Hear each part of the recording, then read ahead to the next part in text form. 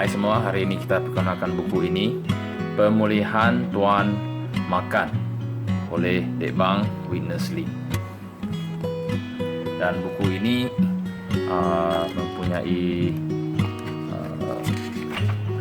39 muka surat, tidak tebal sangat dan kaya dalam isi kandungan. Dan dia mempunyai 5 bab. Dan mesej-mesej ini disampaikan oleh Dek Bang Witness Lee di Taipei, Taiwan. Okey, dalam buku Yohanes bab 6 ayat 48 dan 57b dia berkata, "Akulah roti hayat. Dia yang makan aku juga akan hidup kerana aku." Saya ulang sekali lagi. Akulah roti hayat. Dia yang makan aku juga akan hidup kerana aku. Hanya dengan memakan Tuhan, kita dapat menerima Tuhan ke dalam kita untuk menjadi isi kandungan kita. Kita bukan sahaja perlu menanggap, memahami, mengenali, mengasihi, mempercayai, mengikut dan menyembah Tuhan. Lebih-lebih lagi kita perlu memakannya. Dan buku ini membawa kita ke dalam 5 bahagian, yaitu pemulihan Tuan makan yang bab pertama, kedua organ untuk menerima makanan ialah roh, dan yang ketiga cara makan menyeru nama Tuhan. Amin. Dan keempat, memupuk kehidupan yang menyeru nama Tuhan, dan akhir sekali memberitahu kita tentang keperluan melatih roh secara praktikal untuk makan dan menikmati Tuhan dalam kehidupan harian kita. Amin. Saya baca serangkap untuk semua ya. Tuhan kita ialah satu misteri. Kita memang tidak dapat memahaminya dengan minda kita. Kita juga tidak dapat menjelaskannya dengan tepat menggunakan kata-kata manusia. Minda kita terhad. Saya pernah menguji orang dengan soalan ini. Betulkah bahawa kita semua berada di atas bumi dan bumi berada di bawah kaki kita? Kamu menjawab iya. Kalau begitu, jika kamu bertanya kepada orang yang tinggal di hemisfera bumi yang bertentangan dengan kita, mereka juga akan mengatakan bahawa bumi berada di bawah kaki mereka. Jadi, siapakah yang berada di atas dan siapakah yang berada di bawah? Oleh itu, jangan terlalu yakin pada minda kamu. Minda kamu ini terhad. Jangan juga terlalu pedulikan perasaan kamu. Perasaan kamu lebih-lebih lagi tidak boleh dipercayai. Kamu hanya perlu menikmati Tuhan dengan mudah. Saya amat berharap agar kita semua tidak lagi mengikut jalan Kristianiti yang lama, yaitu jalan doktrin. Hari ini kita mengikut jalan baru pemulihan Tuhan, yaitu jalan roh. Kita mungkin tidak memahami doktrin, namun kita masih dapat menikmati Tuhan setiap hari. Hari ini yang penting ialah roh. Adam terakhir telah menjadi roh beri hayat. Tuhan ialah roh itu. Di mana sahaja roh Tuhan, disitulah kebebasan.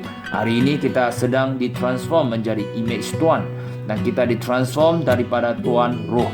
Bukan itu sahaja, hari ini roh Tuhan huni dalam roh kita. Tuhan bersama rohmu. Oleh itu saya dan Tuhan menjadi satu roh. Jangan terlalu pedulikan perasaan tubuh daging atau pemikiran minda kamu.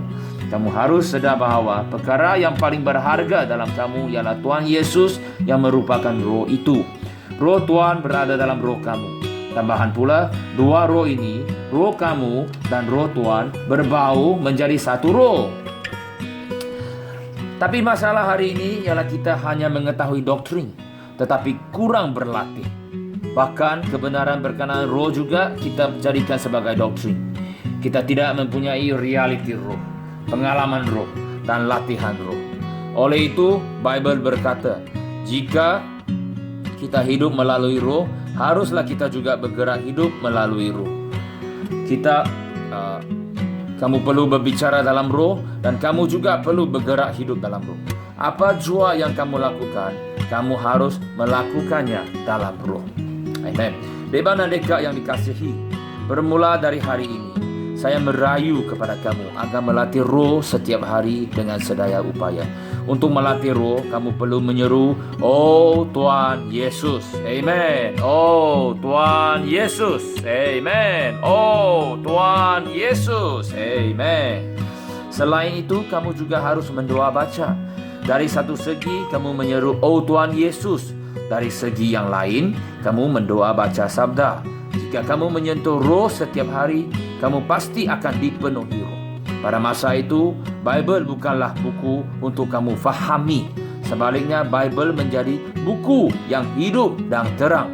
Semasa membaca Bible, kamu mengecap kemanisan sabda dan kamu menerima bekalan Tuhan. Demikianlah cara yang sebenar kita makan Tuhan. Hari ini, Tuhan ialah roh itu. Selain itu, dia ialah sabda dan dia berada dalam sabdanya. Roh kamu perlu buka kepada Tuhan dan kepada Bible. Jika kamu menggunakan roh kamu untuk mendoa baca Bible, amalan ini jauh lebih berkesan dan lebih kaya daripada mendengar message. Melalui amalan ini, kamu akan menerima lebih banyak bekalan berbanding dengan mendengar message. Kamu akan mengalami Tuhan yang merupakan roh itu dan kamu juga akan mengalami Tuhan dalam sabdanya. Hasilnya, kamu dipuaskan sepenuhnya dengan menikmatinya. Segala masalah kamu akan lenyap. Kematian kamu akan ditelan, kegelapan kamu juga akan lesap, dan kelemahan kamu akan bertukar menjadi kekuatan. Hasilnya, kamu akan bergabung dengan Tuhan secara praktikal dalam kehidupan harian kamu. Tambahan pula, pada masa itu kamu sudah tentu hidup dalam tubuh, kerana hayat roh ini bersifat korporat, bukan bersifat individu.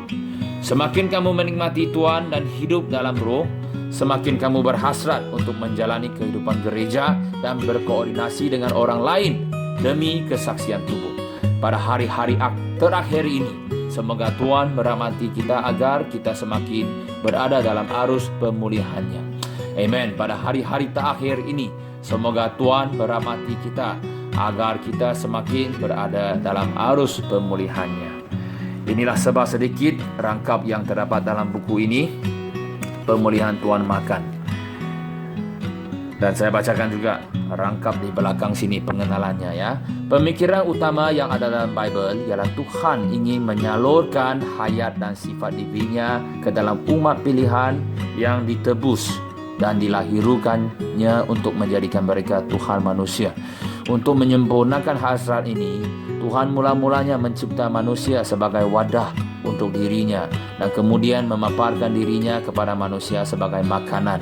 Semua percayawan tahu akan kepentingan mengasihi dan melayan Tuhan. Namun demikian banyak yang belum melihat keperluan untuk menerima Dia sebagai bekalan dan isi kandungan mereka. Percayawan perlu dibekali dengan limpah lengkap setiap hari dengan hayat divin untuk dipulihkan kepada hasrat utama Tuhan. Dalam Pemulihan Tuan Makan, Witness Lee menyingkapkan kebenaran Bible yang asas, yaitu kita harus menghirup Tuhan sebagai udara hidup, minum Dia sebagai air hidup, dan makan Dia sebagai roti hidup untuk menerimanya dan menikmatinya dalam roh manusia kita yang dilahirkan dengan menjalani kehidupan normal yang menyeru namanya. Inilah sebab sedikit pengenalan kepada buku ini. Saya telah banyak kali membaca buku ini dan dibekali dan diingatkan setiap kali saya membaca.